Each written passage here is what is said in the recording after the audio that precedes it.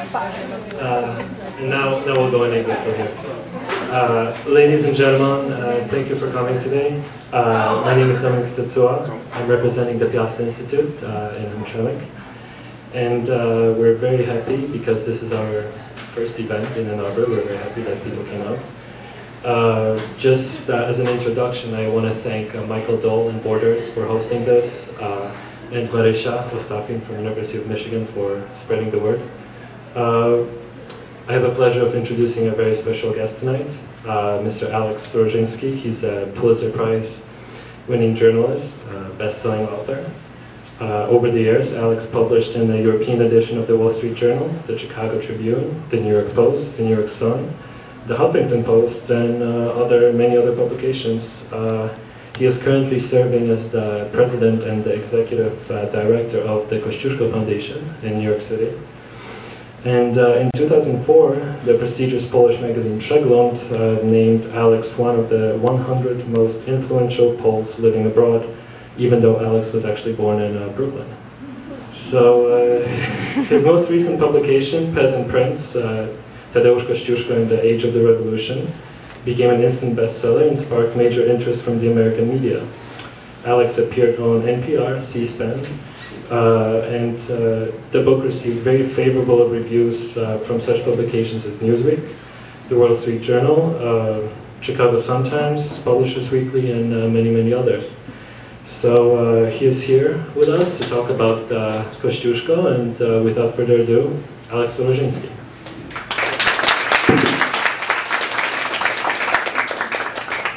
Wow, only believe about half of that stuff. Kosciuszko, who is he? Most Americans have no idea. In New York, they have the Kosciuszko Bridge, which goes between Brooklyn and Queens, or the Kosciuszko Twin Bridges in upstate New York, or down in Mississippi, as they pronounce it, Kosciuszko, Mississippi, which is the birthplace of Oprah Winfrey. And in Indiana, they have Kosciuszko County, and in fact, there's more statues of Kosciuszko in America than any other historical figure except for George Washington.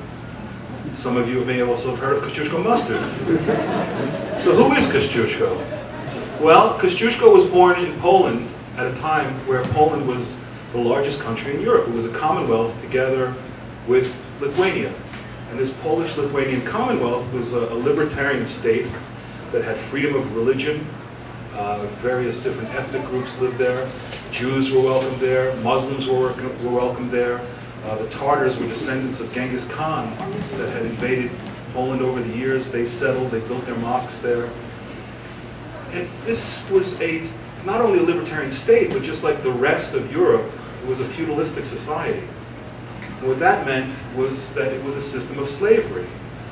And all of the landowners owned the serfs that farmed their land. Kosciuszko's family was no different. He was born in this house, and his family owned 31 other families. And during the time where he was growing up, these serfs would work in the fields, driving the grain trade from day until night. But one of the things that made Poland different was that the kings were elected. This was quite unusual for Europe. It was an early form of democracy. And because these kings were elected, Poland's neighbors would sometimes try to have an influence on the election of those kings. And here you see King Stanisław Augustus, who was elected the King of Poland with the help of his lover, Tsarina Catherine the Great. She thought she would be able to manipulate Poland if her ex-boyfriend was in charge, but King Stanisław had different ideas. He wanted to start a military school that would create a new class of officers that would push Russia's influence further away. And he put his cousin, Prince Czartoryski, in charge of that school. And this new school that they created, Prince Czartoryski went around the country looking for talented officers to put in the first class. And one of the officers that he found was a young Thaddeus Kosciuszko. Kosciuszko was very talented in mathematics and art, and that was very important because for mathematics, you needed to know how far a cannonball would fly to figure out if it would hit the enemy. The art was very important because you needed to draft battle plans and draw forts and all that. And Kosciuszko did this drawing of Prince Czartoryski, so obviously he knew what he was doing.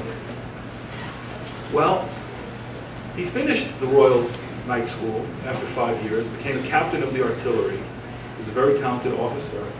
But some of the noble families in Poland wanted to drive the Russians out much quicker. They didn't want to wait for this military school to have its effect. And so they started a revolution. It was a civil war, and it was called the Bar Confederacy. And the Pulaski family were the leaders of this. Here you see Casimir Pulaski, who later comes to America and takes part in the American Revolution. And Kosciuszko had a choice. Do I crush this revolution with the king and the prince who paid for my tuition, in which case I would be killing Poles? Or do I join Pulaski to help drive out the Russians, in which case I'll also be killing Poles? So it wasn't a particularly good choice for him. So he took a third option out. What he did was he went to Paris and expanded his military knowledge by going to art school, but also auditing classes at the military schools in Paris at night, learning French strategies, how to build forts and how to attack. And while he was in Paris, he started doing these paintings. Here's one of Kosciuszko's paintings. And here's another one where he started designing forts that he wanted to build for Prince Czartoryski. And while he's there, he learns about Rousseau and Voltaire and all these great French thinkers that are popping up right before the French Revolution. And one of the thinkers that he becomes most impressed with is a guy named Francois Quesnay. Francois Quesnay was a physiocrat. He developed this economic philosophy. In physiocracy, they said all wealth comes from the land. And why are we wealthy if we own land? Because these serfs, these peasants, these sources of our free labor make us even richer. So we need to have laissez-faire, hands off of these peasants, because if we loosen up on them, they'll work a little bit more, they'll create more, we give them more of the fruits of their labor, and we'll have more. And Kosciuszko was so impressed with this physiocracy that he thought, we need to have that in Poland, because we need to help these serfs, these peasants in Poland to be free. And he gets back to Poland after 5 years in Paris, and unfortunately he can't get a job in the military. He's only a captain.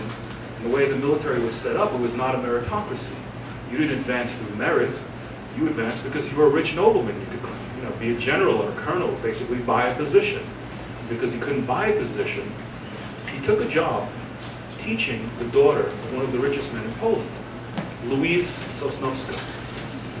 And Louise Sosnowska was pretty, but she was also very smart. Kosciuszko starts telling her about physiocracy. She says, shh, don't tell me about physiocracy. When you were in Paris doing your fancy paintings, I translated the first book from French into Polish about physiocracy, so I know more about it than you do.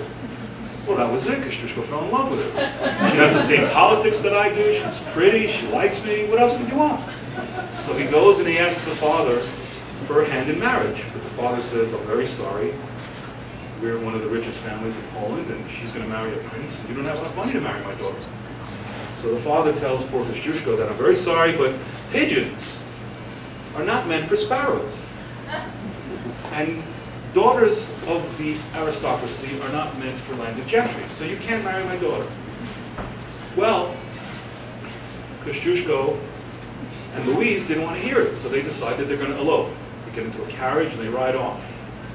Lord Sosnowski and his men give chase, hot pursuit, and they catch up, and they surround this wagon. And Kosciuszko jumps down off the wagon and he pulls his sword out in front of him. He's ready to fight off Lord Sosnowski and his men.